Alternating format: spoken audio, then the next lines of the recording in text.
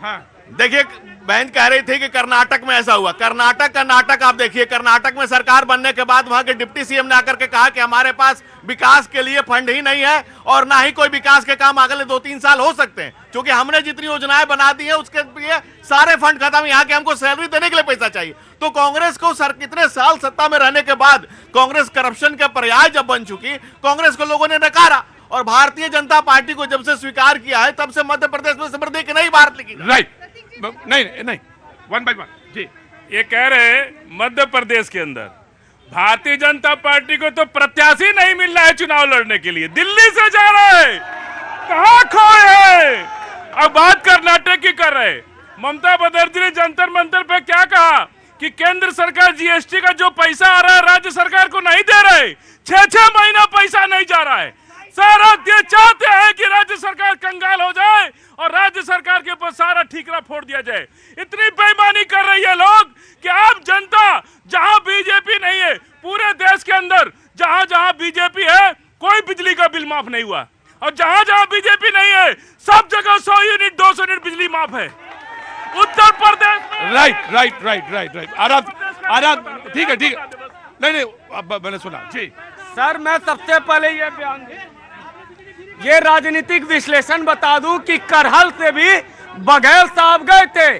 3 दिनों तक प्रभाव ये हुआ कि 3 दिनों तक पूरी समाजवादी पार्टी और परिवार करहल में सिमट गया, बीजेपी को फायदा हो गया। ये रणनीति ये लोग कहते हैं 33% महिला को आरक्षण देंगे। बीजेपी और कांग्रेस इन दोनों ने 13% भी महिलाओं को टिकट नहीं दिया इस बार, दोनों ही पार्टियों ने। और जहां तक बात करते हैं कि महिलाओं को 1 लाख रुपया देंगे, सोना दे देंगे, अरे भैया उत्तर प्रदेश में प्रियंका जी स्कूटी देने गई थी, लोग कह रहे थे, महिलाएं कह रही थी हम चैन से सो जाएं, लॉ एंड ऑर्डर हमारा सही हो जाए, इसलिए योगी जी को वोट की। आपके ना तो स्कूटी पे वोट की ना लैपटॉप के वोट की। जी आम आदमी पार्टी प्रतीक भाई, अभी ये हमारे बोले थे राजमहल हम स्वागत करते हैं कि अगर हमने कोई गलती किया में भ्रष्टाचार से भारतीय जनता पार्टी की समस्या नहीं है। भ्रष्टाचार से अगर इनको समस्या होती तो आज इतने सारे लंबी फेरिफ्त है, सब इनके पार्टी में बड़ी बड़ी मंत्रालय ले लिए। आप हमारी जांच कराइए, लेकिन एक जांच अडानी का भी करा लीजिए, एक जांच फोने की सड़क की भी करा लीजिए, एक जांच आयुष्मान घोटाले करा लीजिए, एक जांच आप भारतमाला प्रोजेक्ट करा लीजिए। इतना बड़ा घोटाला आज हिंदुस्तान के अंदर चल रहा है, उसकी जांच नहीं करा रहे। जहां जहां पे विपक्ष की सरकार है, आप अपनी सारी एजेंसियां लगाकर, ईडी सीबीआई लगा करके वहां की सरकार को बरखा। क्या बात है, ऊपर से अच्छा दिखता होगा वहां से। बढ़िया बढ़िया, लगे रहो वहीं पे, लगे रहो। मैं आ रहा हूं, just give me a chance. चुपचाप खड़े रहिए वहीं पे जहां खड़े हैं, वहीं नो चुपचाप पहले खड़ा होना सीखिए, फिर उसके बाद आऊंगा जी। नवल, मैं आम आदमी पार्टी के नेता से कहना चाहता हूं, भाई साहब आप पहले अपनी बात बताइए। 420 फ्रॉड झूठ बोलने में तो आप माहिर हैं। यही सब करके दिल्ली की जनता को, देश की जनता को बरगला करके आपने दिल्ली की सत्ता ले ली और दिल्ली की जनता को बर्बाद कर दिया आज आपने। पहले आप दिल्ली की बात करिए, दिल्ली की बसों को दिल्ली में पानी कब दोगे? दिल्ली में आए दिन गाड़ी अथॉरिटी में पास करने जाओ तब भ्रष्टाचार, हर जगह भ्रष्टाचार हो रहा है। आपके नेता भ्रष्टाचार में जमानत पर नहीं आ रहे हैं, उन पर बात नहीं कर रहे हो आप बीजेपी के ऊपर दे। भारतीय जनता पार्टी ने जितने भ्रष्टाचारी है, संकल्प लिया है नरेंद्र मोदी जी ने कि एक एक भ्रष्टाचारी को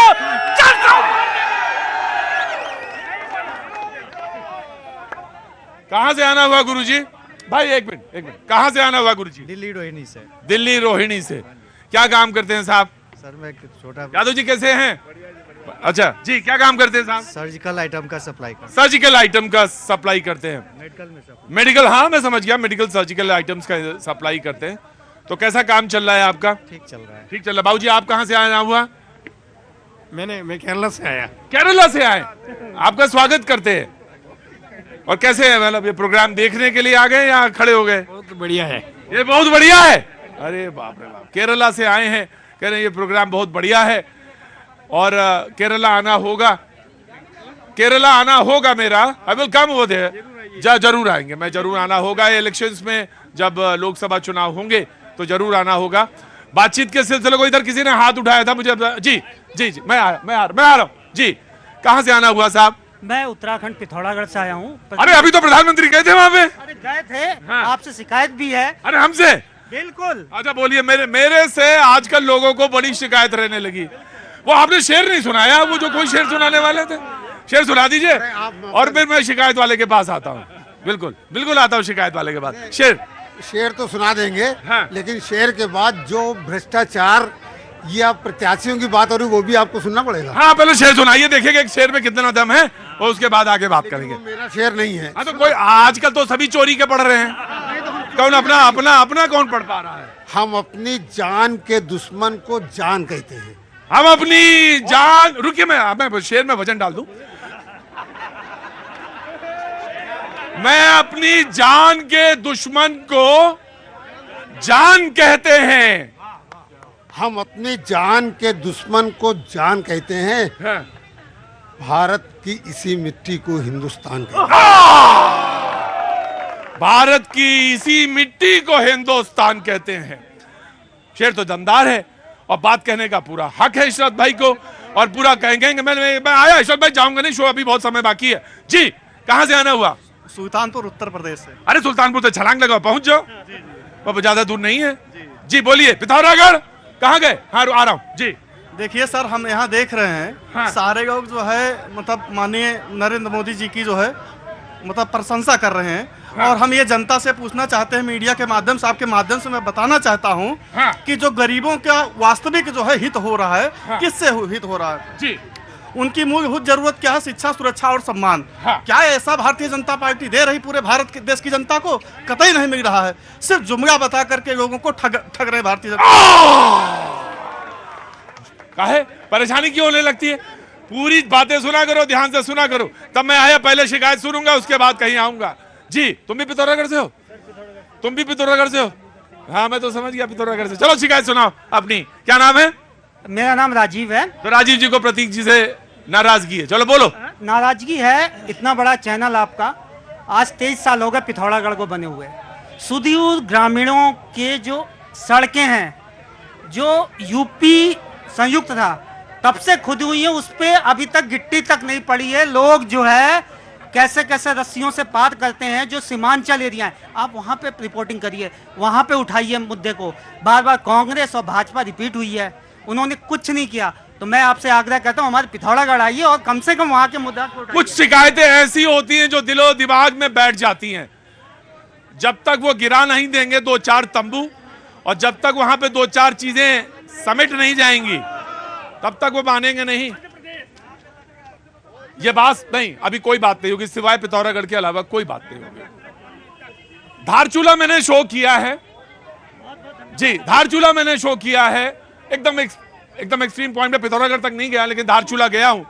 पिछली बार पिथौरागढ़ जाना था मुझे, आपके चुनाव में नहीं जा पाया। लेकिन यह बात सच है कि अगर सड़कों को लेकर, पानी को लेकर, बिजली को लेकर, मूलभूत सुविधाओं को लेकर अगर आदमी कोई आता है और कहता मुझे आपसे शिकायत है, तो हो सकता है वो कह तो मुझे ही रहा हो आपसे शिकायत है, लेकिन सच ये है कि कहां शिकायत है, ये बात वहां तक पहुंचनी चाहिए, जरूर पहुंचनी चाहिए। मैं पिथौरागढ़ के तमाम सारे लोगों को जो यहाँ पे मौजूद हैं, भैया जो आप भी मौजूद हैं, मैं पिथौरागढ़ में कहां पे, कौन सा गांव है आपका? गांव मेरा धारचूला तहसील में ही है। अच्छा। और वहाँ के सीमांत एरिया जो नेपाल और चाइना से लगे हुए हैं, उसकी स्थिति को देख लीजिए। एक बस मैं जब धारचूला में शो कर रहा था तो लोगों ने कहा कि भाई आपका वो जो सिम कार्ड है वो भारत का नहीं, क्योंकि टावर वो है नेपाल वाला पकड़ लेता है। और मुझे मालूम है समस्या, ऐसा नहीं है कि मुझे समस्याओं का अवगत नहीं, क्योंकि मैंने धारचूला में शो किया है, इसलिए मुझे अच्छी तरह से। अब मैं आ जाऊंगा इधर बड़े आराम से।